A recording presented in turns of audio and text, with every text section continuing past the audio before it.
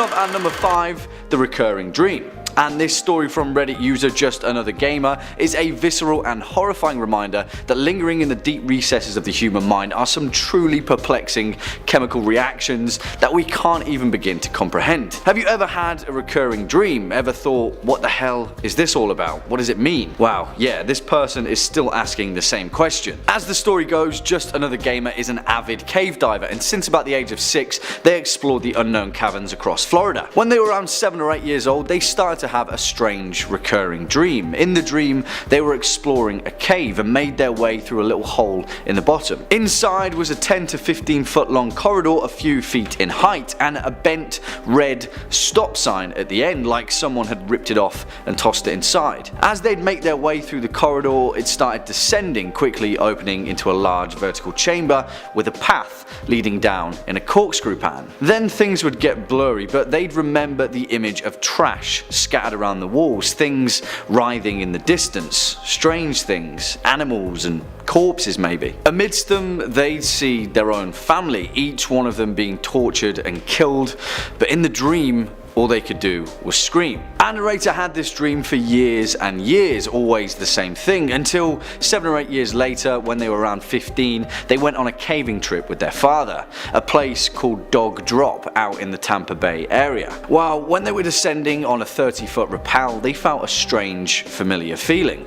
When they reached the bottom and looked up, they saw the exact same corridor from their dream. The same strange clutters of trash against the wall, the same red stop sign. Instantly, they were hit with this overwhelming sense of nausea and primal fear, and they froze. All they could do is scream to leave, and eventually their father paid attention to them and packed up their things to leave. Whatever was lurking down there, our narrator knew that it wasn't good. They'd seen it before, deep in the recesses of their own memory, and thankfully they never found out. Coming in at number 4, the boat mechanic. And this short and sweet story comes from Two Otters in a Coat, which is a fantastic name, may I add, telling the real life tale about a guy that they knew who made their living working as a boat mechanic.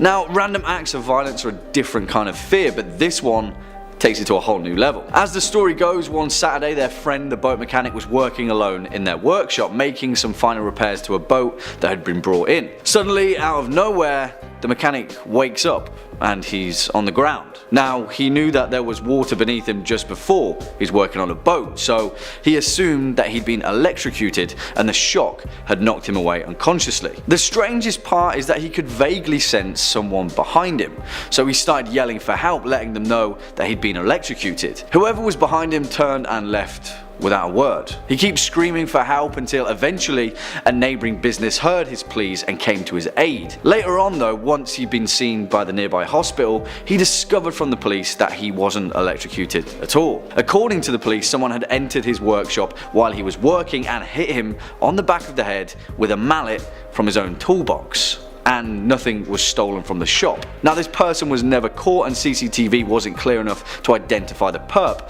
but as it seems they were walking by and spontaneously decided to knock him out, potentially with the intention of killing him, for seemingly no reason whatsoever. Now that's terrifying. Next up at number 3, the closet. This story comes from Tighty Whitey's 37, which is as the story goes, back in 2002 they were living in an old apartment that had been built back in the year 1900, making it just over 100 years old when they moved in. Now, everything in the apartment was great apart from one thing: the bedroom, and in particular the closet in the bedroom, which gave them the unnerving feeling that someone or something was watching them when it was left ajar. So much so that when this particular Reddit user was sleeping, they'd often hear strange gasping noises, and it would seem that they were coming from within the closet. They'd check, nothing there. But for that reason, the closet would always stay closed. A month or so of them staying in the apartment, there was a loud bang on the closet door one night, and our narrator was woken from their sleep. It was pitch black, yet they sensed something that emerged from the closet, standing over them, a pressure holding them down in their bed. And yeah, you could explain this away with sleep paralysis, but the end of this story may just make you think twice. Throughout their stay at the apartment, the encroaching sense of dread from the closet had never quite left, and even their friends would comment on the strange feeling that they felt when in the vicinity of the closet. It got so bad that eventually they had the chance to move to another unit, so they jumped at the opportunity, packed their stuff up, and got the hell out of there. Well, a few years later, the owners were renovating the building when a narrator was walking past the doorway of their old apartment. Curiously, they caught the building manager who was painting in the bedroom and began talking about the strange feeling that they felt whilst living there. Without thinking twice, the building owner explained that the former tenant of the apartment had committed suicide. They'd hanged themselves in the closet. And not only that, but the original designer of the building, who had also stayed in the same apartment, had also committed suicide. They'd hanged themselves in the exact same closet. Swinging in at number 2, the baby upstairs. And this story comes from Reddit user UrgeHouse666, spooky name bud, who explains an incredibly strange moment during their teenage years. As the tale goes, when they were in high school, their uncle would throw them a couple of bucks every now and then to babysit his kids with their aunt. But they lived in a beautiful old 2-story house by the water in a nice area, and the 2 children were around 3 and 6. One day, our narrator was sitting in the den scrolling through their phone when they started to hear a baby crying. Of course, it must be the 3-year-old distressed upstairs, so doing their babysitting duty, they headed to check on them. They called out a couple of times while heading upstairs, to no response. They called for their aunt to see if she was dealing with it. No response again. When they turned to start walking up the stairs, they caught a glimpse outside in the yard. It was their aunt with her 2 children laughing and playing on the grass. They heard the babies cry again, the noise coming from upstairs, and all of the hairs on our narrator's body stood on end, a chill running down their spine. Quietly, they turned around, walked down the stairs, got in their car and drove away. The baby was still crying when they closed the door behind them. A few years later, our narrator was drunk at a family party, and they mustered the courage to tell their uncle the story. He said that him and his wife used to hear the baby too, crying when no one else was around. According to him, the previous owners had a small child that had died of cot death in the same room that the cries were coming from. Spooky stuff. And finally, coming in at number 1 spot, the attic. And again, another tale of spooky kids in upstairs locations. Sorry, I hope that wasn't a spoiler. This story comes from Reddit user Ghouls, who tells the tale of the time that they'd moved into their new childhood home. You see, their family had managed to snag a deal because previously the house was used as a model home to show off the housing design of the surrounding area. Upstairs, it had this loft area that had 2 stairwells that attached to it on either end, one in the front and one in the back. You could pretty much hear everything from up there as it was so open. Anyway, one day our narrator and their 2 friends, a guy and a girl, were hanging out in the loft. It was high school, so teenagers being teenagers, the pair were pretty handsy. They were watching TV all snuggled together on the sofa when our narrator got up to take a leak. When they got back, the 2 of them were on completely different ends of the couch, their faces drained of all colour. Our narrator asked them what was up, and the guy said, "Your little sister is home." Instantly, our narrator's face went white as a sheet. "What's wrong?" the girl asked.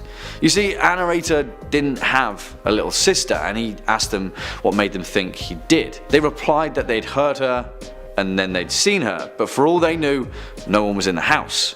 To this day, our narrator's 2 best friends swear that they heard a little girl laugh and run up the stairs, hitting her hand on each step like she was running up on all 4s, like kids do. As it turned out, before it was a model home, a family had lived there, and their young daughter had been playing upstairs in the loft. She'd climbed a railing, slipped and fell to her death, and no one thought to mention that fact when they were flipping the house.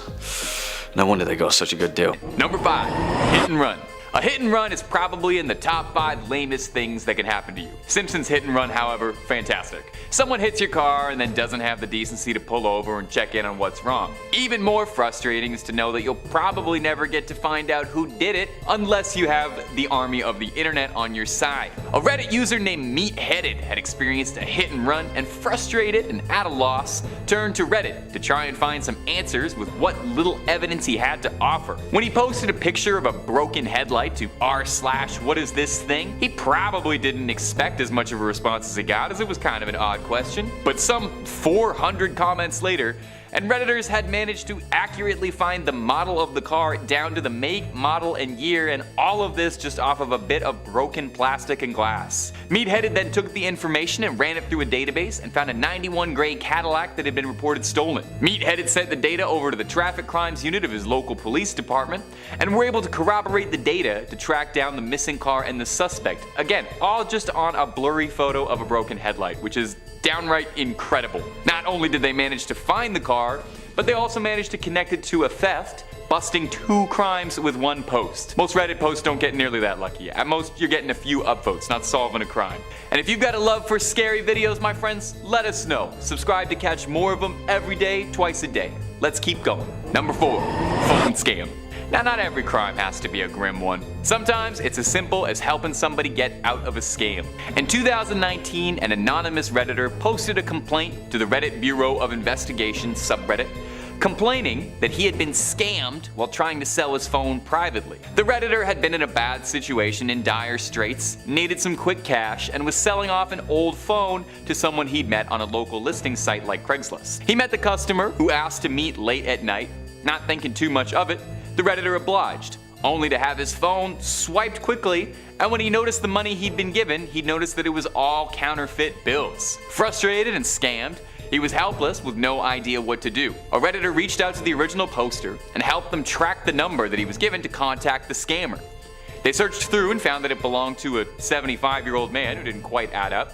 So they did some more digging, and they found that the man who owned the phone number had one relative who happened to share a name with the scammer. Through more digging, the OP and Reddit discovered that the man had been arrested previously and had a suspended driver's license. Kind of amusingly, the original poster went back to the police with all this new information and discovered that the detectives had copied down the numbers of the scammer down completely wrong, so they were never going to be any help at all. 2 days later, they called him into the station to look at a lineup, and they'd found the phone scammer. His grandfather had been paying it off, and the relative he'd been looking into was the scammer's father. The detectives thanked him for his time, and they charged him with criminal fraud with the intent to deceive. The OP got it solved, he got the phone back, and the scammer got charged. And you got to hear about this story in this lovely video. So, win, win, win.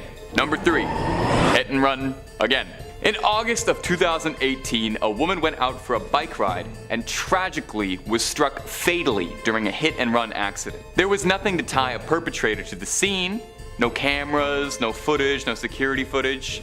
The only evidence that the police had found was a small black fragment of the vehicle that struck the bicycle, but it looked indescribable. Not knowing what else to do, Washington State troopers tweeted out a picture of the fragment in a desperate attempt that maybe the internet's collective hive mind might be able to help them identify anything since, well, they were plumb out of ideas. The post eventually made its way to Reddit, posting to r/whatisthisthing, and we know from a couple minutes earlier in this video that r/whatisthisthing is really good at identifying random car parts left behind at the scenes of hit and runs. Well, lo and behold, the Reddit intelligence once again took care of the impossible, and within a while, the unlikely hero named Jeff's Nuts posted that it was part of a headlamp of an '88 Chevy Silverado. The Redditor clarified that he was a Maryland state inspector for years, and part of each of his inspection process was a mandatory headlamp adjustment. So he explained that he has seen a lot of headlamps in his time and immediately recognized what part of the car it should have belonged to. With this tip in hand, it was only a few days later, on August 14th, 2018, where the state troopers tweeted out that they were able to make an arrest after Reddit users identified the broken car part, leading them to the driver, who was swiftly apprehended. The driver had been driving very tired, allegedly, and didn't look back after he'd hit someone because he didn't want to see a body. Not really a great excuse. He was sentenced to 4 years. It may not provide all the closure for the family, but thanks to the help of some Reddit detectives, the case was able to be closed and some justice was able to be served. Number 2, Jane Doe. In 2014, Reddit user Call Me Ice shared a story about an unidentified set of bones lying in a cemetery in Strongsville, Ohio. The user was researching another cold case at the time, amusingly, and was searching for genealogy records and came across the unidentified skeleton and became very intrigued by the mystery. Why was there never an effort in over 40 years to make an identification as to who these bones belong to. Wishing to right a wrong, Call Me Ice posted to r/unresolved mysteries in the hopes of getting some resolved mysteries. The Strongsville Jane Doe, as she was known, was first found in 1975 by 3 boys who were exploring a nearby forest. They found a skeleton lying on a sandbar, mostly intact, but missing some of its jaw. Naturally, the bones were reported, and it was thought to belong to a woman estimated aged 18 to 25, who had suffered a fatal gunshot approximately 5 months before being discovered. Detectives at the time checked her across several missing women cases, but were unable to make any connections or draw up any significant evidence, and the trail went completely cold for decades.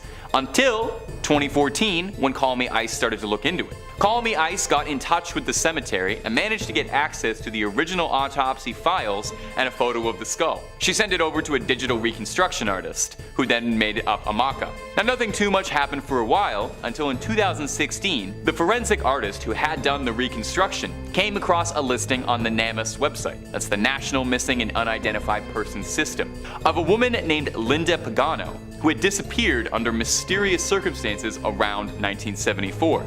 She'd come home from a concert and gotten into an argument with her stepfather and supposedly left to go visit her mother, where she was never seen again after. The forensic artist then contacted the medical examiner's office and pulled Linda's dental records, and wouldn't you know it, she matched the Strongsville Jane Doe to Linda Pagano. Although the identity of the attacker was never found, the family was able to find the smallest closure in finally knowing what happened to Linda Pagano, and it never would have happened without a Redditor bringing it back up. Number 1. The Grateful Doe. One of the more notable examples of Reddit solving a cold case was a 20-year mystery as to identify the body recovered from a car crash that was too damaged to be identified. In 1995, a Volkswagen van was found crashed into the trees off of a highway in Virginia. The driver was able to be identified, but his passenger unfortunately wasn't. A pair of Grateful Dead tickets in his pocket led to him being dubbed the Grateful Doe as a pseudonym. For 20 tragic years, the man was never identified, and the case was completely cold, with nary so much as a link. Until a Redditor caught wind of the case and was intrigued by it and opened it back up herself. The user then made a subreddit specifically for this case called r/Grateful Doe, and suddenly there was all this renewed interest from the greater collective of people working pro bono to try and find any connections they could. Digital reconstructions of the face, composite sketches, all this. Eventually, this caught the attention of someone who was sent an image of one of the composite sketches and said that it looked identical to his old roommate. After getting in contact with the roommate, he pointed the subreddit into the right direction, saying that the Grateful Doe's name, he thought, was Jason Callahan. Reddit then tracked down Shannon Callahan, Jason's half-sister, who upon seeing the composite sketch was moved and offered to take a DNA test. The DNA test confirmed everyone's hypothesis, and after 2 decades, an ice-cold case with absolutely no leads was able to be closed, and Jason's family finally got a little bit of relief to know what happened to their missing relative. The subreddit Grateful Doe is still active and now serves as a hub for several other cold missing cases, with others frequently being solved every day. Coming in at number 5, Bug-Eyed. We love a good pun from time to time, but this one might just stick with me for the rest of my life. As a person who's worked at swimming pools and summer camps, I've seen all sorts of different stuff get into people's eyes, from sticks, rocks, chlorinated water, bird droppings, and of course, bugs. Hell, I had a gnat fly into my eye while I was biking just last week. But these are all things that can be removed relatively easily if you're careful. They're not trying to make a home in your ocular orb. This story from Reddit user Oscar Devine makes me want to scream, and you're about to find out why. It goes like this. I've told this story before. I'm an eye doctor, and I had a patient come to me with an infected eyelid 2 other eye doctors tried to treat and failed. They were dumping all sorts of medicine into it, and it wasn't getting any better. At this point, it was swollen and painful for weeks with no improvement despite being on tons of meds. Apparently, neither of them thought to flip the lid upside down, you know, the gross trick that some kids do with their upper eyelids. It was a painful maneuver for her very swollen eyelid, which might explain it. Anyhow, there appeared to be what looked like a visible abscess inside the tissue with thick, gooey material.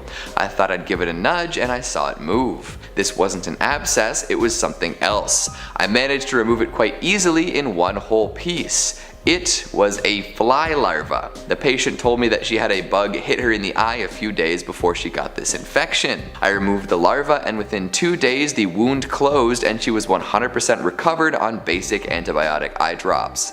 Yes, I do have the photos for this case for those interested. I mean, I for one am not interested. Walking around with a larva in your eyelid for weeks and not bothering to figure out what it actually was? What if it was like wriggling around in there? What if it decided to start crawling around and looking for food? This is the kind of body horror I would expect in a movie, not real life. Although, what is real life if not horror?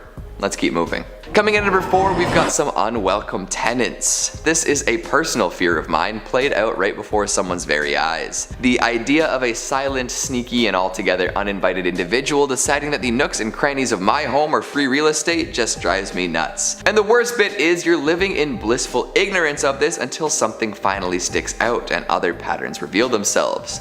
Those bumps in the night? That wasn't the house settling or whatever other explanation your grandmother might have given you. That was a squatter moving around in the dark. All that food seemingly going missing. It sure wasn't partially forgotten midnight snacks or your friends being greedy, if you know what I'm saying. Those times the motion sensing lights went off in the middle of the night. Not mice, raccoons, or squirrels. Boy, oh boy. User IEAMS85 told their tale in a thread about this particular occurrence. For about a year I lived in a house with 4 housemates. We had a pretty big backyard with a garage and a tool shed that we never used, ever. We also had motion detector lights. 2 of my housemates were very superstitious and believed in ghosts and spirits and such. They also liked to get high on different substances. The lights in our backyard would go off randomly. I assumed it was animals, my housemates were sure it was a ghost. One of them told us she'd seen a man ghost looking through our window when she was high on shrooms. They thought it was scary, I thought nothing of it because, well, yeah. A few nights later, drunk me thought I saw a man through the mesh door to the backyard. I just thought my mind was playing tricks on me because my housemates kept talking about the ghost. Eventually I moved out to go back to my home country and about 6 months after that I FaceTimed with one of the housemates. Turns out we hadn't seen a ghost.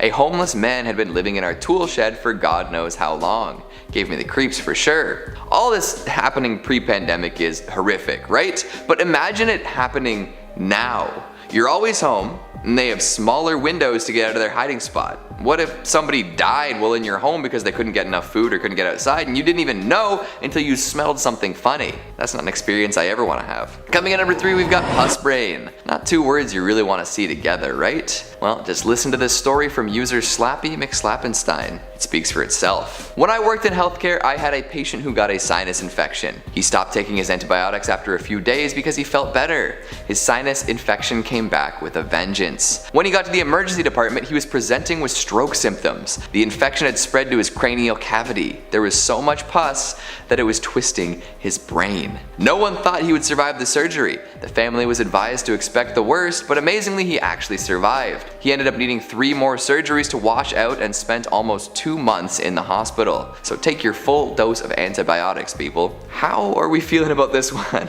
A little headache? Checking in on your sinus health? Because that is absolutely bonkers. This dude essentially had to have a brain enema because of the filth built up in his dome. That stuff comes back with a vengeance, like he said, if you're not careful. So listen to your local healthcare worker and finish your antibiotics regimen. Coming in at number 2, we've got the suffocation station. In a lot of creepypasta stories, folks who are left near some dangerous chemical or enclosed space often go mad. You know, self-mutilation, murder, hideous mutations, the works. In this story though, the folks put in an unsafe situation don't end up doing a whole lot of that. They just die, and they die quick. We live in a cruel world, and if the folks running companies aren't careful or tend to cut corners, a lot of bad stuff can happen. Take it from Reddit user Animator Spaminator. I heard this from my grandpa. He used to work in the oil/gas industry. His father actually owned the company. Anyways, they had these huge tanks full of some deadly gas that's heavier than oxygen. Some guy went down to measure the size of the tank, suffocated, and died.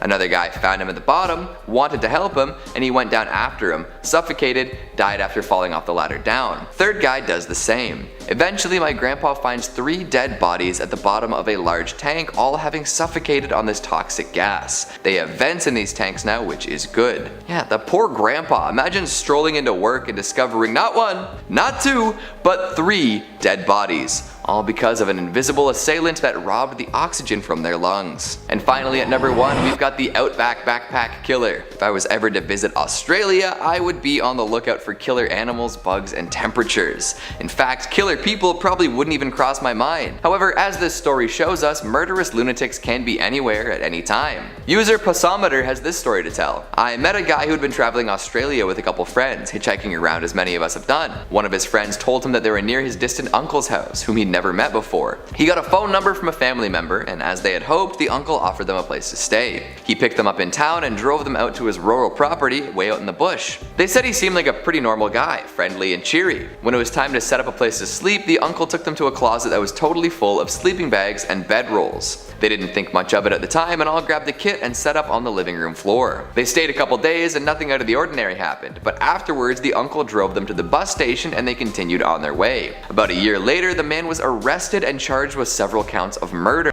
He was the man who was picking up young hitchhiking backpackers and slaughtering them. The guy who told me this story was 100% certain he had slept in the sleeping bag of one of his victims. And now this guy has to walk around for the rest of his life with the knowledge that he slept in a death sleeping bag.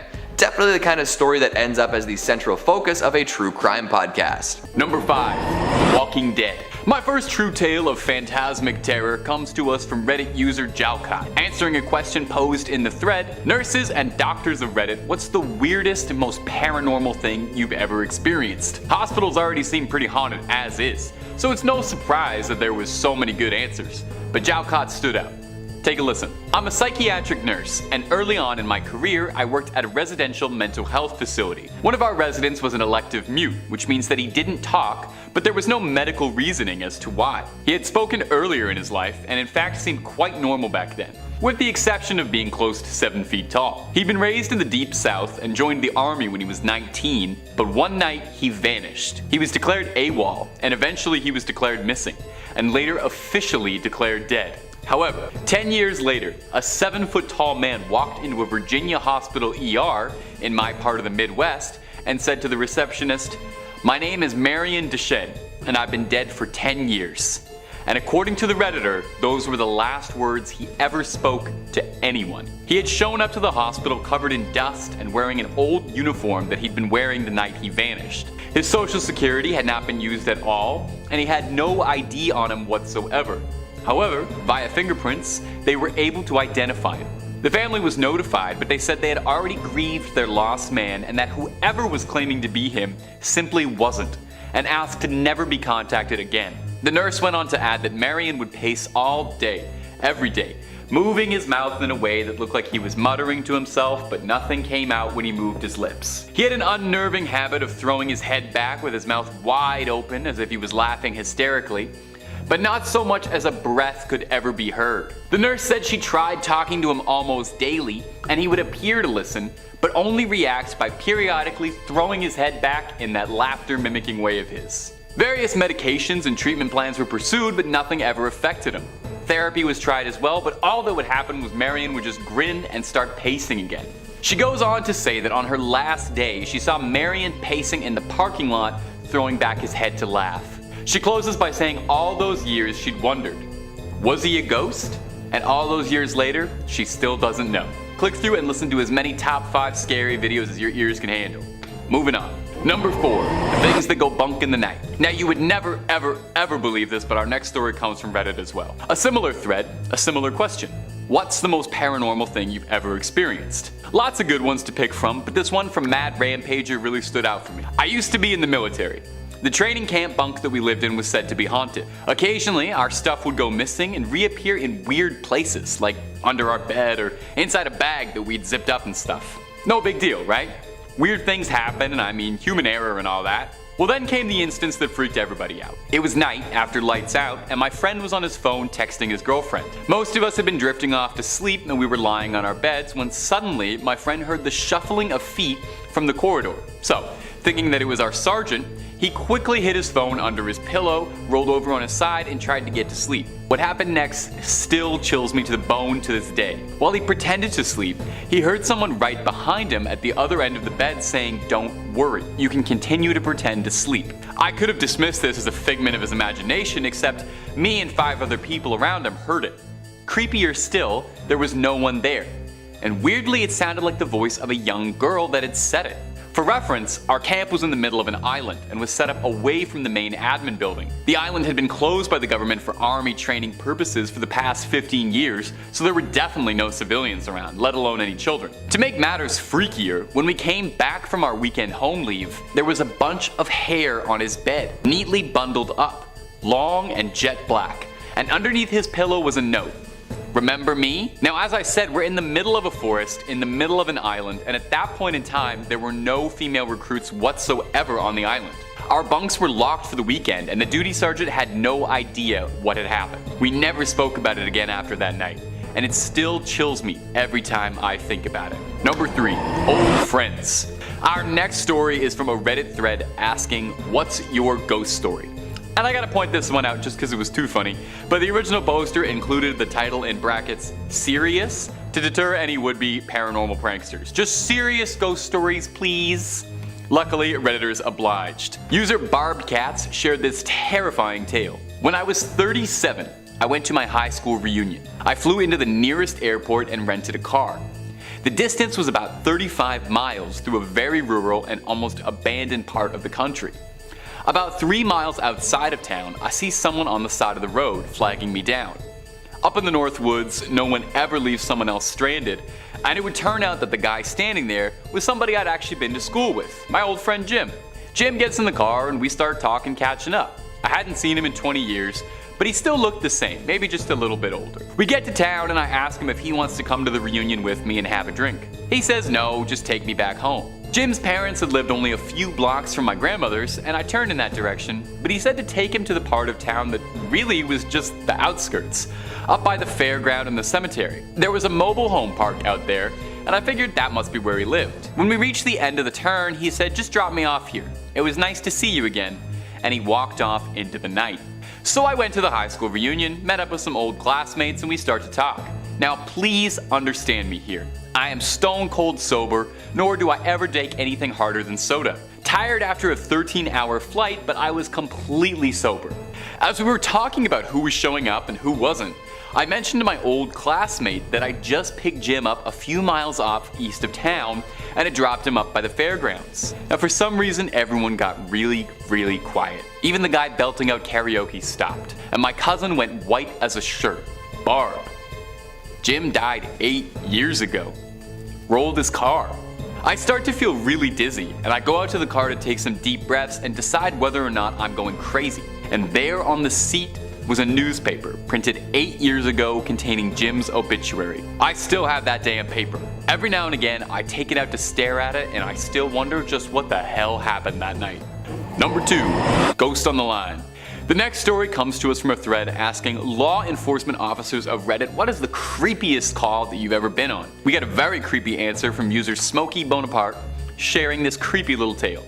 The Redditor writes, 911 dispatcher calling in. We received a call from an elderly lady who had trouble breathing. I had taken several calls from her before and her husband in the past, so I recognized the voice. I dispatched an ambulance to her residence and held her on the line trying to keep her calm while the ambulance was responding. Ambulances advised that they had a 15-minute ETA as she was in a very rural part of West Virginia. I'm talking to her just about her husband and how she was doing, and just making pretty standard small talk with her. The ambulance arrives and I let them know that she is in severe respiratory distress, and I still had her on the line.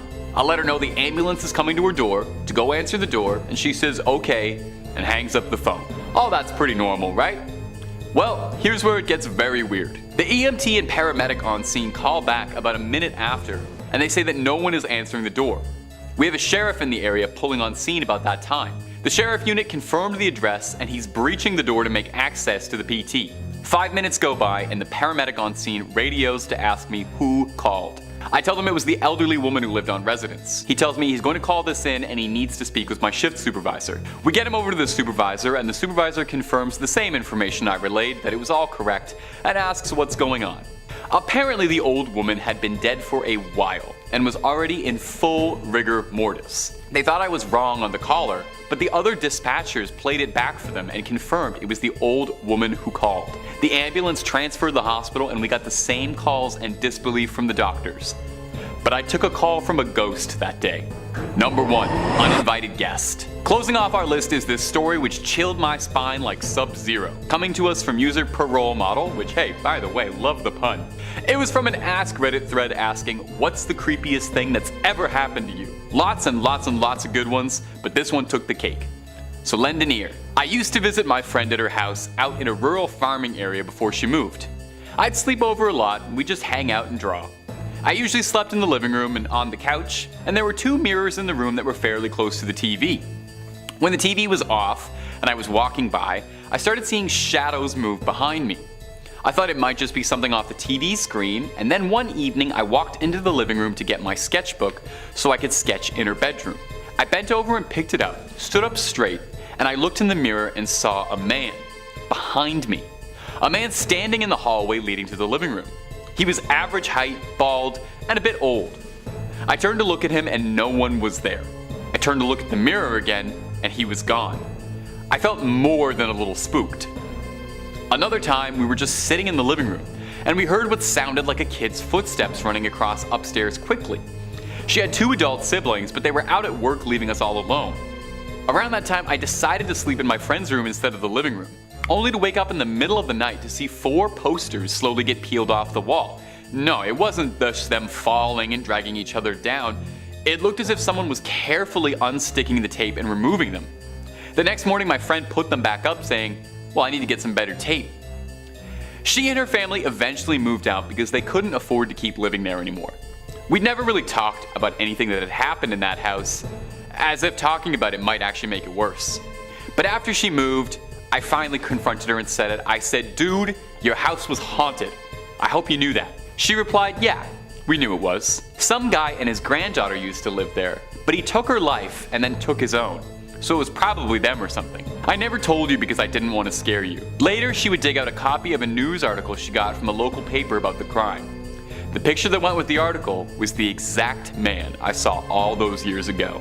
Okay. I gotta start looking at some of the cute cat picture subreddits, or maybe ones with like little monkeys going on adventures after that. Need to clear myself out. Number 5 on this list is Unresolved Mysteries. Unresolved Mysteries is a subreddit that is exactly what you'd expect based on the name, a bunch of creepy and scary mysteries that have never been fully resolved. Now, I've always inherently understood that law enforcement isn't perfect and that things fly under the radar that we don't know about and might not ever find out. Criminals get free and crimes remain unsolved for years, and that's just something that we sort of need to accept. However, looking at this subreddit just makes you understand how many crimes actually go unsolved, and the number, it's truly unsettling. So many of these posts are of people being murdered, disappearing, things being stolen, criminals breaking out of jail, all of these unlawful actions that have just never been solved. Like, I guess I'm okay with a few crimes not getting solved, but this is actually crazy, guys. Now, granted, there are some things on here that are just kind of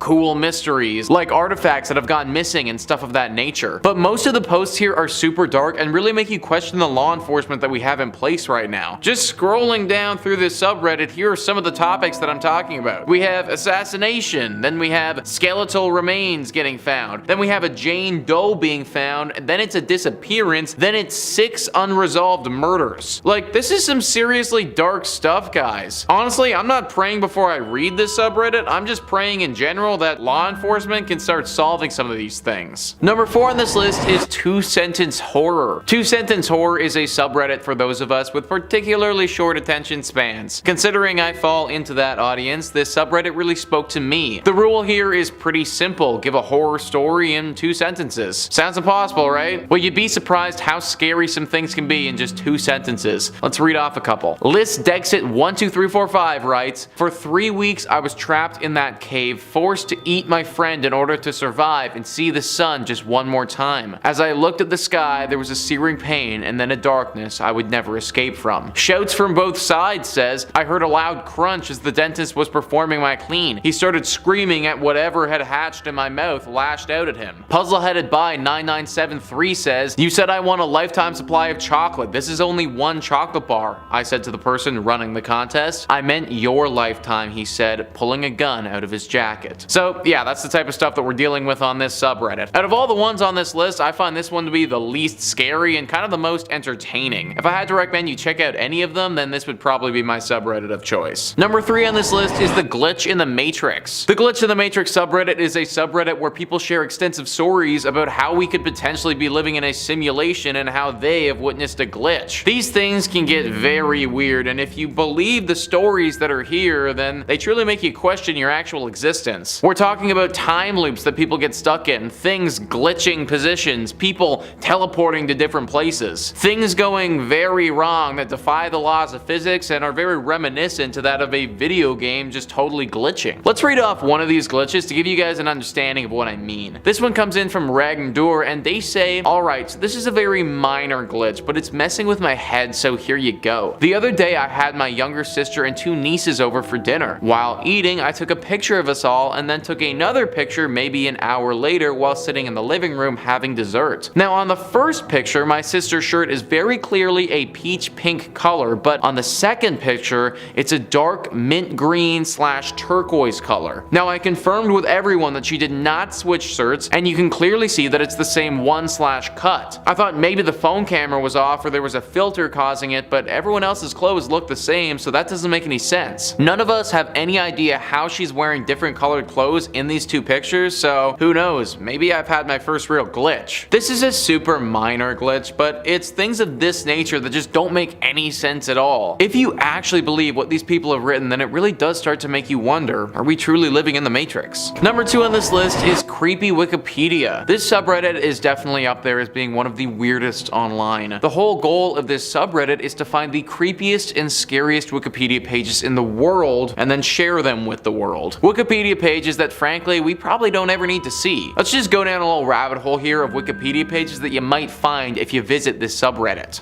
Well, let's see. One of the first thing that pops up is this horrifying Tenor Life airport disaster where we learn about how 583 people died in a plane accident where 2 747s crashed into each other in Spain. Or we can learn about how an innocent man, Timothy Evans, was hung after the British police in 1950 completely botched an investigation and convicted the wrong guy. Then literally years later found out that they messed it all up and got the real serial killer. Or if I'm feeling super dark, guys, then maybe I'm interested in this Reddit title, which reads, the Shijon family was a gang composed of South Korean working class people who literally ate the rich. Their hatred for the rich was so extreme that they would kidnap, assault, and cannibalize them. One of them told reporters that their only regret was not killing more rich people. So yeah, this subreddit is pretty dark. The scariest part about all of this is that these are real events. Wikipedia can't always be trusted for all of the details, but for the most part they're pretty accurate, and the 3 events that I brought up are all real things that did happen at one point or another. This subreddit is basically one of the darkest and scariest places to learn on the internet. If you just want to learn about death, hatred, and atrocities, then this subreddit is for you. Frankly, I'm not that way inclined, and as much as I don't want to be ignorant to what's happening in the planet or what has happened in the past, I'm also not trying to surround my brain with that much darkness and violence. Number 1 on this list is No Sleep. No Sleep is the subreddit everybody thinks about when we're talking about creepy experiences on Reddit, and for good reason. This subreddit is filled with extensive tales of paranormal and creepy experiences people have had. Now I should note that most of the stuff posted on here is fiction, but every now and again you run into what someone claims to be true. Even these fictional stories are super scary though. These tales are typically very long, and therefore I won't be able to read out an entire post during this tiny little entry. However, I will read off the first section of this one story by Feathers and Fire. They write,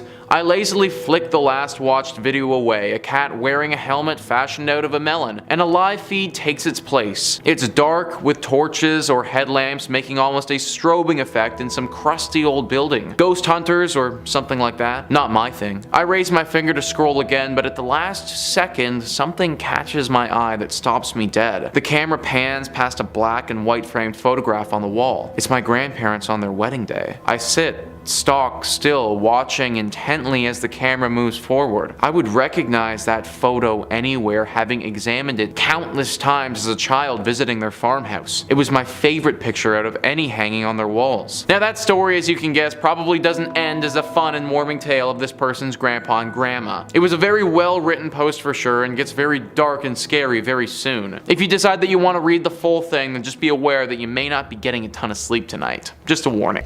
In at number 5, we have Grateful Doe. After a fatal car crash in 1995, there was an unknown body found in the wreckage, and this John Doe was wearing a Grateful Dead band tee. People eventually forgot about the case and was deemed unsolvable. The Grateful Doe was an American man who was hitchhiking when he was picked up by 21-year-old Michael Hager, but unfortunately Hager had crashed his van into a tree, and the two men were killed in the accident on June 26, 1995 in Greensville County, Virginia. The unidentified hitchhiker was an American man estimated to be between the ages of 15 to 21 years old. He had brown eyes with long curly brown or dark blonde hair that had been dyed red. There was a star tattoo identified on his upper left arm, and he was found wearing a Grateful Dead t-shirt on as well. Investigators had found Grateful Dead tickets in the young man's pocket dating June 24th and 25th. Due to the severity of the lacerations on the unidentified victim's face, mortuary photographs were not released to the public, although a facial reconstruction was later released. In 2012, another facial reconstruction was created by the National Center for Missing and Exploited People. The man who had originally sold the tickets found in Callahan's pocket did not remember the person to whom he had sold them. At least 221 missing people were ruled out as possible identities of the victim. Investigators exhausted all of their resources, questioned everyone they could, and the case eventually went cold, and his body remained nameless until 2015. A woman by the name of Layla Betts, a Redditor and Grateful Dead fan, came across the case and began researching and posting what she had found online. The case soon went viral thanks to Layla, and she was soon contacted by one of the Doe's former roommates, who helped her put together pieces of the puzzle and tried to solve the case. Layla found out that Doe's real name was Jason Callahan, and finally this case was solved after so many years. Coming in at number 4, we have the Hotel Zaza photo. In 2013, Reddit's internet detectives swarmed a subreddit for Houston, Texas, after a user by the username Joe Likes Music posted a mysterious thread asking insiders what the deal was with a bizarre hotel room at Hotel Zaza. Right when you walk in, it's not a welcoming room with the sinister paintings hanging above the concrete floor, what looks like a two-way mirror next to a bed that was chained to the wall, and a portrait of Stanford Financial Group president Jay Como, overlooking the whole room. Joe Likes Music's work colleague had booked room 322 and was supposedly told that that certain room wasn't meant to be booked at all, and I can see why. Rather than just saying, oh, it's just a weird themed room, the internet did what it does best and speculated wildly about the contents of the room. Some commenters thought the room numbers corresponded to the Skull and Bones secret society, while others assumed that the whole thing was a marketing scam. Vice got wind of this story and tracked down someone from the hotel to get these Redditors' questions about this creepy hotel room finally answered. Cryer Coots, the Houston hotel's head of e-marketing, brought light to some unanswered questions about the themed rooms and weird paintings. Coots stated that, like the other themed rooms Zaza pride itself on, the Hard Times room is just a kooky take on yet another theme, jail. Coots also said the Zaza collection started in Dallas, where our first property was built 10 years ago. Our owners and president were really the visionaries and pioneers behind concept suites, so when the Hotel Zaza Houston opened a few years later, they continued with the same conceptual design. Vice had brought up the theories about the odd 322 room, and Coots states the building was built almost 100 years ago, so when Zaza came in they wanted to use the existing structure. They didn't want to manipulate anything for design purposes. As a result, there are a couple of rooms throughout the property that are more compact. For 322, the idea was just to take a fun, unique spin on a jailhouse experience. So it has an exposed brick wall and a bed hanging from the wall with chains. It's just a fun way to decorate a small space. So there you have it, another mystery solved by Reddit users and internet sleuths. In at number 3, we have 11BX1371. In early 2015, a dark and mysterious video popped up on YouTube, and a Swedish tech blog that created a web mystery and Reddit users wanted to solve this odd discovery. This video was in black and white and 2 minutes in length. It depicts a person wearing what appears to be a plague doctor costume, walking and standing around an abandoned building with a forest visible through the former windows opening in the wall behind it. This creepy video was also accompanied by a soundtrack of loud bustling noise, and the masked figure holds up a hand with an irregularly blinking light.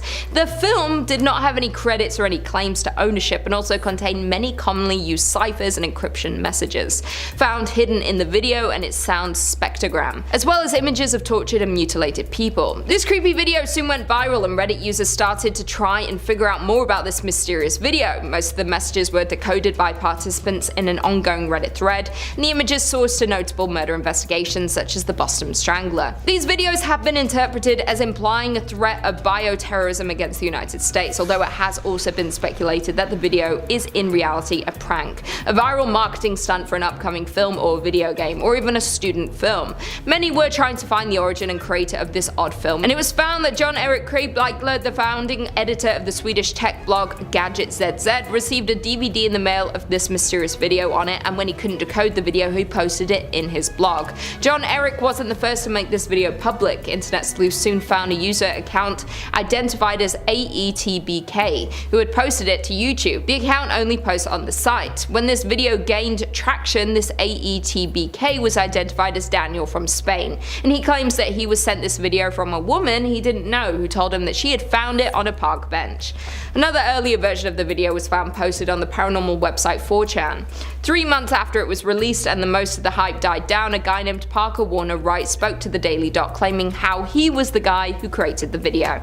The Daily Dot published an interview with Wright. He told reporter Mike Weiner that he was a US citizen who lives in Poland and that the videos were meant as an art project. After finishing the video in May 2015, he had left 3 copies, 2 on discs in a subway and park in Poland, and the last one posted to 4chan. Without these curious Reddit users, this mystery may have stayed unsolved and the true origin of the video would never have been known. In at number 2 we have WebDriver Torso. In 2014, online sleuths noticed that a YouTube account called WebDriver Torso was uploading with insane regularity, yet none of the videos seemed to make sense. The videos were varied in lengths and consisted with a lot of beeping. Theories about the channel's purpose varied wildly, with some even speculating that it was a government sending encrypted messages for the sake of espionage. However, a now deleted Reddit account had gotten to the bottom of the mystery, linking the channel to YouTube's parent company Google. Google actually eventually responded to the mounting speculation surrounding WebDriver Torso, explaining that the videos were used to determine to what extent the technical quality of videos had suffered when they were uploaded to the site, when compared to the originals. Created by Google on March 7, 2013, the channel began uploading videos in September of the same year, consisting of simple slides accompanied by beeps. It was brought to public attention in 2014, when it became a source of speculation for viewers who discovered it and noted 3 atypical videos featuring jokes, and that's when Reddit came across this and started trying to crack the case. The channel stopped posting videos at its same rate after 624,774 videos as of May 2017. The channel posted a few more videos in May, August and October 2018, followed by uploads in July and October 2019. The channel once again posted a video on November 22nd, 2021. Also, if you search WebDriver Torso into Google, the logo will begin behaving in an odd and mysterious shape-shifting manner. Now that the Reddit thread is deleted, leaves mystery in what Google was really trying to do with these videos, or if there really is a true sinister reason for these videos. In at number 1 we have the identity of the Strongsville skeleton. Back in February of 1975, 3 boys exploring the local woods in Strongsville, Ohio came across a skeleton and immediately contacted local authorities. The police were only able to determine that the cause of death was a gunshot wound to the head and that the body belonged to a white woman around the age of 20, but nothing more was known about this Jane Doe. After the case went cold in 2015, an amateur genealogy researcher was searching through cemetery records in Cleveland when she discovered a listing for unknown white female bones. The woman named Christina Skates began investigating the case herself and uploaded her findings to r/unsolved mysteries and another online forum called Web Sleuths. From there, an artist named Carl Koppelman created a reconstruction of what the deceased woman may have looked like based on images he had seen of the skull. The reconstruction started gaining traction and similarities were made between the Strongsville Jane Doe and a local Ohio woman named Lena Pagano by Carl and law enforcement, which led to her identification in 2018. DNA testing would confirm that the unidentified remains were in fact those of Linda. Linda Pagano was a woman from Akron, Ohio, who had been reported missing in 1974. She had an argument with her stepfather and left home, never to be seen again. Thanks to Reddit and Web Sleuths, this case was solved and the Jane Doe was finally identified and the case could finally be closed after more than 40 years. Kicking us off at number 5, we've got r/nosleep. If creepy stories are your jam, then this is the place to start. Creepypasta fans flock to this subreddit to read and write the next generation of scary online stories. As one of the better-known freaky subreddits, nosleep has over 1.4 million subs. After opening its doors about 10 years ago, it's become the premier destination for creatives and spook seekers alike. As the name implies, it's the classic read till 4 a.m. and then realize it's totally dark and you can't move site. If you want to fall down a rabbit hole of scary stories, this is the place to do it. You read one, and then another, and then another, and you keep going until your brain is 100% composed of scary internet stories. This, contrary to popular belief, is actually healthy. What makes nosleep a special place for campfire story enthusiasts is the set of rules that make it a wonderful community. It's easy to dampen enthusiasm and discourage active posting if everyone's already crapping all over what's being written. So to keep the "this is so fake" crowd at bay, they have an overarching rule. Everything here is true, even if it's not. This makes for more fruitful discussion, keeps ideas flowing, and allows for more creative collaboration. Nosleep is full of well-known online horror gems like The Limping Woman, Search and Rescue, Mimicry, and more. Enjoy your insomnia.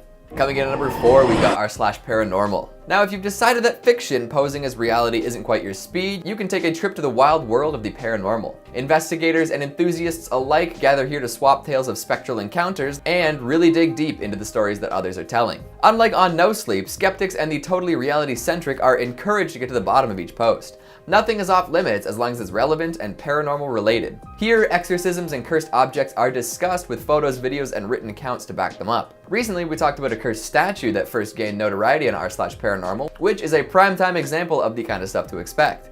Ghosts, ghouls, curses, cryptids, you name it. If it doesn't fit into the well-established version of reality that most folks subscribe to, you'll likely find it here. Connections between amateurs and experts are made here too. Folks experiencing their first real scare can come to seek advice on how to deal with it, or potentially on how to resolve any number of freaky happenings. And it's not all problems and solutions though. Some topics brought up on this board are actually unexplainable though, compounding the mystery and creep factor. Videos of objects moving when they really shouldn't, threads of crime scene cleaners experiences, unexplainable security footage, and more await. A very popular, very unnerving category of posts is things kids said. You know, children with knowledge of things that they really can't explain. Past lives, ghost sightings, and more.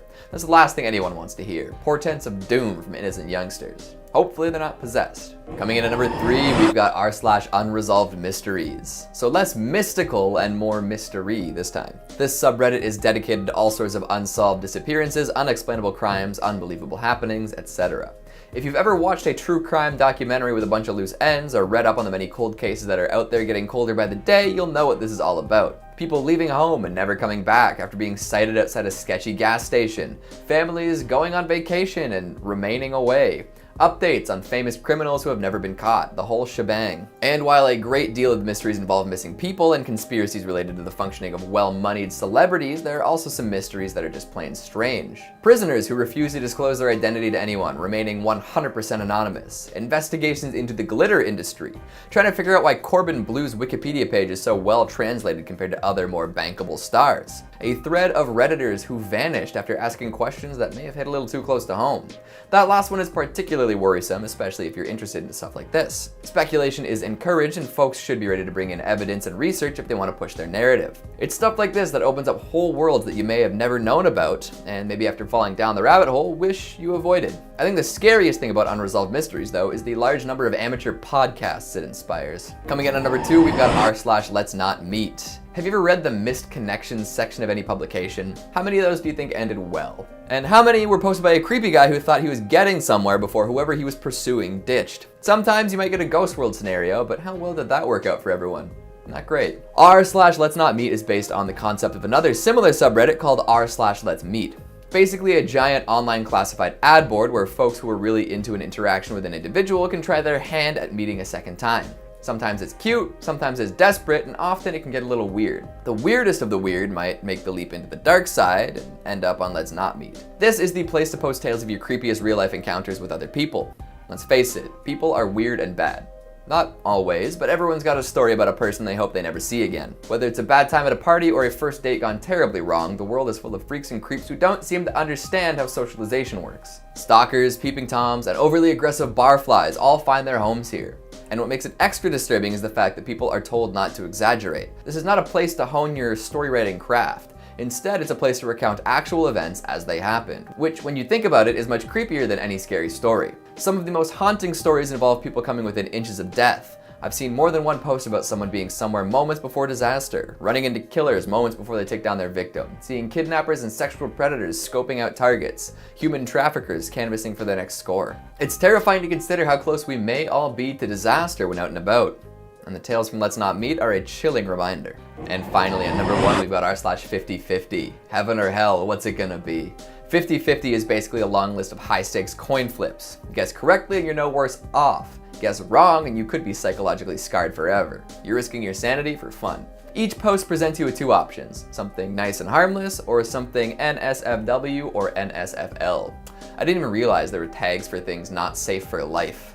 Thank goodness though. Because some of the options on 50/50 are so gross, so repulsive, that seeing them could cause permanent damage to a person's psyche. Secondary trauma is real, and if you're not ready, you could be having nightmares for years. Risking it all and running through a few of the posts became a popular pastime and even launched some content creators into the spotlight. Infamy is just as good as fame, right? Let's just take a look at some of the options you have while browsing 50/50, and you let me know whether you'd be willing to take that bet. Men getting eaten alive by shark versus men dancing with shark. A beautiful neighborhood versus man gets electrocuted until his head falls off the side of the roof. A Bob Ross painting versus a decomposing corpse. Wizard spider with his magic hat and mighty staff versus horribly infected spider bite. Honestly, the risk versus reward factor isn't enough for me. I feel like the only reward is the relief of not being exposed to something disturbing, but hey, some people live for the thrill, right? Coming in at 5, the Tinder date. Uploaded to r/nosleep by Small Dog on Desk, great name. They explain their strange Tinder date that may have led to a stalking. I quote, "I think my Tinder date is stalking me. I swear, I don't know what to do because I can't prove it. I can smell him in my home. The putrid stench of grease and third world sewers, mixed with body odor. My apartment has absolutely reeked for days. I haven't gone in except to pick up clean clothes and drop off old ones. I first noticed the smell when I came back from our date, alone. The smell was faint, barely there. For a moment I thought it was my asthma of garbage coming from the open bathroom window. When I closed it, the city scum stuck to my skin. Like the rest of my life, the date had gone just wrong. Gerald, he was strange, he looked like his pictures except that Gerald was greasy. No, he was certifiably oily. His hair looked like it was smeared with a slick, almost dripping pomade, and his skin had a suspicious rainbow sheen, like oil on water. His voice matched the rest of him, sleazy, oozing, cystic. I was instantly turned off. Embarrassingly, I was on Tinder because I had no friends. I can see why, judge much. I had just moved to a middle-sized industrial city in Southeast Asia for my company's 6-month overseas industrial attachment. My colleagues were all middle-aged, and I was absolutely craving for some under 30 interaction. I swiped right on Gerald about 2 weeks ago. An empty profile, but lots of pictures. He seemed normal enough, cute in the tall, lean sort of way. That said, I won't deny that the idea of having a local boy take me around made the idea of 6 months in the middle of basically an industrial nowhere somewhat palatable. When Gerald stood up, he left a slick gloss on the seat. I dropped half of my bill, mumbled something about work, and ran off into the cab that had been waiting for me. I tipped him an extra 20 to wait. I don't remember what was talked about during our date. I do remember seeing him through the window of the restaurant. His eyes were slimy, roving, watching me leave. He texted me in the cab asking for another date. I politely declined, but his replies not so congenial. The smell. It was the smell that made me decide to leave. It was still faint then, just a lingering scent, but it made me nervous, a primal uncomfortable feeling of something that was not quite right. I threw some clothes into my gym duffel, then called a cab to the closest Holiday Inn. That was about half a week ago. The texts had been coming in once every few hours. I ignored them now. Last night I went to my apartment to get more clothes. The smell soaked the front door, spilling into the corridor. I smelled it the moment my lift opened. It grew stronger as I approached the apartment. My doorknob gleamed. It was polished, rubbed raw by scrabbling hands. I didn't need to touch it to know that it would be oily, that it would be putrid. I rushed back to the safety of the hotel, the safety of other people. I sat in the lobby for hours, basking in the fading chatter of tourists, the glow of the ceiling lamps, breathing, just breathing. The desk staff looked at me oddly, but no one said anything. My legs tingled when I stood up. I was exhausted. I staggered. Lobby, lift, corridor, bedroom, bed. I was just sinking into the mattress when I noticed it. The smell of faint, rotting oil. I rubbed the fingers of my right hand together. When did they get covered in grease? Whew. Okay, I'll say that the scariest part of this story initially was the girl's judgment. She tore in and she tore hard. Respect. However, the ending definitely gave me chills. Coming in at 4, the man in the apartment. Posted to r/nosleep by Reality Subsides, they said, I quote, "There's a tiny man living in my apartment. He roams around when I'm there, moving from place to place, but I can never actually look at him. I'll see him out of the corner of my eye, sitting on a counter, kneeling on the floor, always looking at me, but as soon as my eyes dart in his direction, turns out it was just a lamp or a shoe shoe, or a cup. He's just always in my peripheral vision. I didn't see him often when I first moved in. I'd occasionally notice a strange shape in the corner, but after looking over would always pass it off as my imagination. It's my leaning backpack. It's just the garbage can. I'd tell myself that I was just tired or hungry or drunk. I never really thought about it, then I began to see him more and more often. He began to take shape to be immediately recognizable. What used to be a vague black shape became something with color, definition, depth. What I used to be able to shrug off as nothing became something real, something ominous. He began to have a presence. I'd still look over, always with the same result, always trying to convince myself I was just seeing things. Eventually I couldn't ignore it anymore. There was something there, it wasn't my mind. He used to startle me, now he terrifies me. The innocent, silly realization of, oh, I thought that stack of newspapers was a person is gone. Now he's grown an anonymous presence replaced with a heavy feeling of dread. I've started to see him always. He never leaves, he's always sitting there in the shadows in my peripheral vision watching me. Sometimes I'll try to ignore him for long stretches of time. I won't look over at him. I won't acknowledge him. I'll just pretend I don't see him sitting over there, staring at me. I'll just go on about my business. This is when he began screaming. The first time it happened, I was sitting on my couch watching TV. I could see him in the corner, standing there, staring at me, but I tried to ignore him. I tried to drown him out with the television, turning it up louder and louder so it would capture my attention and make me forget about him. I'd still see he was there, but he'd stay in my periphery. I refused to look at him. I remember watching the show, his presence momentarily forgotten, when suddenly he was right next to me, like he instantaneously leapt forward. He was right next to me. I could feel him staring at me. He screamed, the loudest thing I've ever heard, deafening and mind-consuming. I jumped and reflexively looked over, but it was just my jacket draped on the armrest of the couch,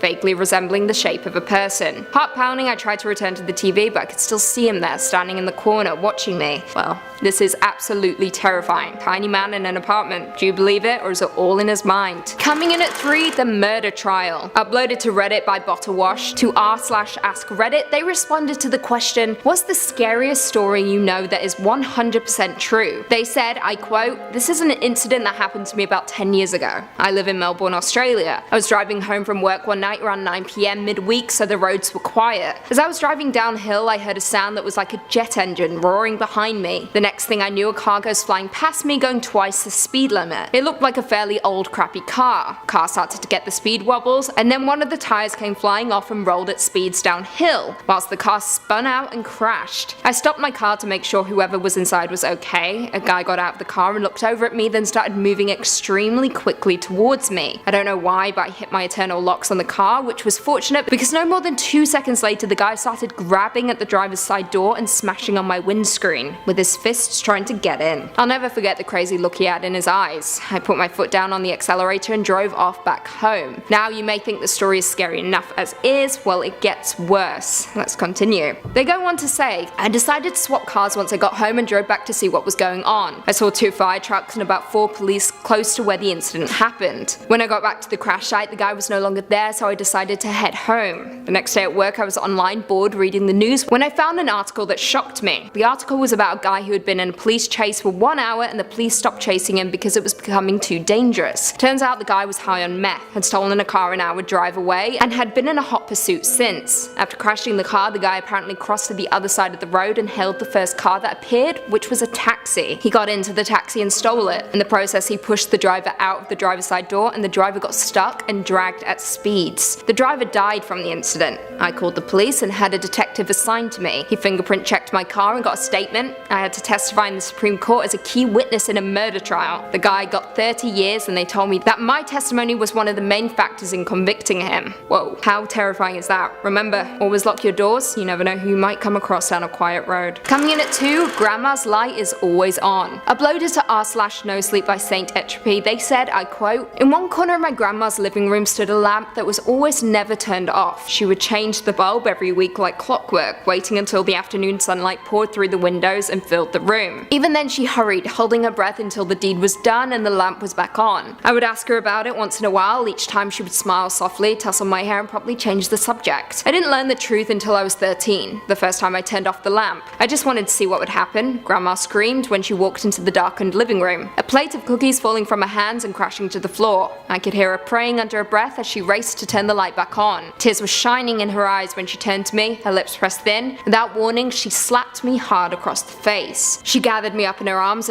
begged for forgiveness. She then finally told me about the lamp. It was a ghost light, she said. Ever since she and my grandpa had bought the house back when they first arrived in America, the spirits of the dead had plagued her. She ended up asking grandpa for help. It was he who had first lit the ghost light, and as long as that beacon burned through the darkness, she had never seen another spirit. Something woke me later that night. I lay in bed listening to the darkness until I heard scratching coming from the living room. Rats were the last thing I wanted to deal with at the moment. I rolled over with a groan, determined to ignore it until the morning. The scratching continued, constantly jerking me from the edge of sleep. I threw the blankets off and stormed out into the hall. I didn't bother turning on the lights as I made my way to the living room. I knew every inch of the house and I moved confidently through it. I was furious at having been woken and my anger was ill prepared for what I found. An elderly woman was crouched in the corner, her gaunt back to me. She was scratching at the floor where the walls met, stopping every few minutes to cock her head. I had no idea how this woman had gotten into my house, and though it was obvious she needed help, my hand shook as I reached out to gently squeeze her shoulder. I meant to ask where she lived, who her caretaker was, but the words were driven from my mind when she turned and I saw her face. Her eyes were solid black, bottomless pits that didn't reflect the moonlight. Her jaw hung impossibly open, unhinged, and the dark tunnel of her mouth spiraled down into her throat. I had a moment to realize who she was, to recognize the familiar map of wrinkles in her face, the curls of her wispy hair. Then my grandma screamed. I shrieked, stumbling backwards away from the nightmare in the corner. My arms flailed in the air, reaching for the nearest lamp, and my hands touched the ghost light. I yanked the chain, filling the room with light, and she was gone. I never turned off the ghost light after that. After letting the bulb burn out one evening, I began changing it every week just as grandma had. Eventually I got married, and luckily for me, my wife was tolerant of my strange fixation on the lamp. The light continued to burn and I lived my life happily enough. Whew,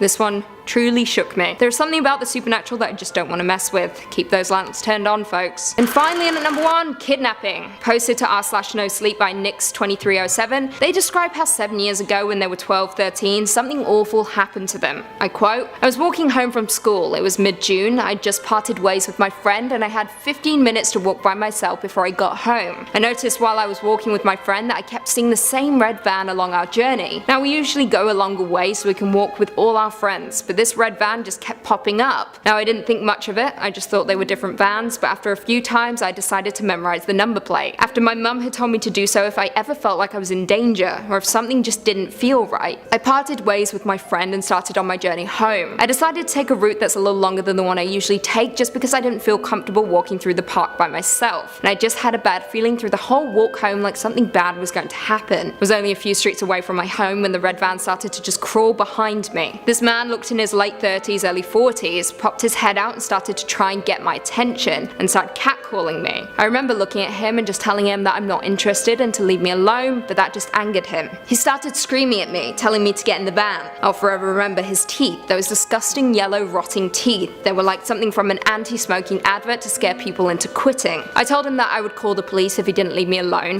He proceeded to laugh in my face. He sped off a little forwards and parked the van, and he was waiting for me to walk past. I crossed the road and started running, trying to lose the man. Just when I thought I lost him, there he was, pulling up next to me. The sliding doors on the side of the car opened and there was another man there trying to grab me and pull me in. I screamed like there was no tomorrow. The man managed to grab my shoulder and I just bit him until I could taste blood. The man let go of me and I ran for my life. I jumped in the bush and hid. I waited until I didn't see the van for at least 30 minutes before I ran home. As soon as I got in, my parents started questioning me. I broke down crying and told them everything. They called the police and I gave them my statement, but nothing ever came of it. I refused to walk home until I turned 16. This is absolutely terrifying. There is nothing more horrible than a child getting abducted. Thank God she reacted the way she did. Stay safe out there, kids.